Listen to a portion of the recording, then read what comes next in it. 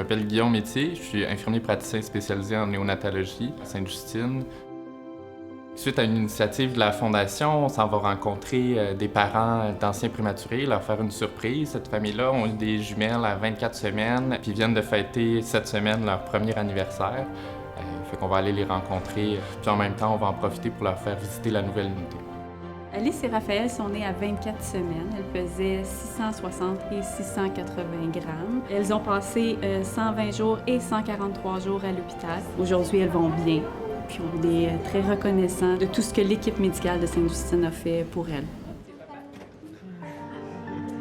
C'est sûr que l'environnement de la nouvelle néonatologie, c'est pas comparable du tout.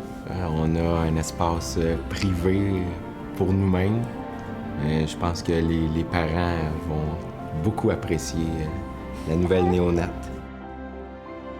Nos chambres maintenant sont des chambres individuelles, c'est-à-dire qu'on a un bébé dans une seule chambre. Ce nouvel environnement de travail et de soins permet un environnement beaucoup plus calme, beaucoup plus serein, une très grande intimité pour les familles. Maintenant, dans les chambres, on a un sofa qui se transforme en lit. Le parent peut dormir ici à sa guise. On a aussi dans les chambres une chaise et une chaise spécifique pour faire du kangourou. Donc, les parents s'installent et la chambre d'hôpital devient vraiment leur chambre à eux. C'est vraiment une chambre qui est à la fine pointe de la technologie. Les nouveaux incubateurs qu'on a reçus nous permettent de faire de la photothérapie à même l'incubateur, c'est-à-dire un traitement pour la jaunisse.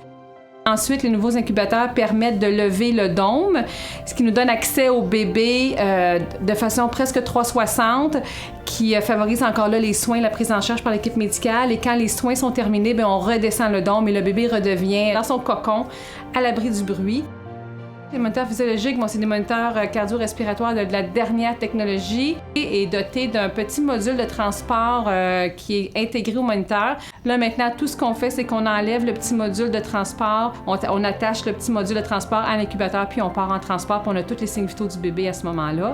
Dans la chambre aussi, on a des bras articulés maintenant. Toutes les canalisations d'air, d'oxygène, les prises électriques sont intégrées dans les bras. Les bras sont mobiles, sont sur 2 pivots, ce qui fait qu'on peut réorganiser la chambre comme on le souhaite pour favoriser l'espace pour les familles et favoriser aussi l'ergonomie pour le travail du soignant. Jusqu'à un certain point, c'est la technologie là, qui a sauvé nos filles aujourd'hui.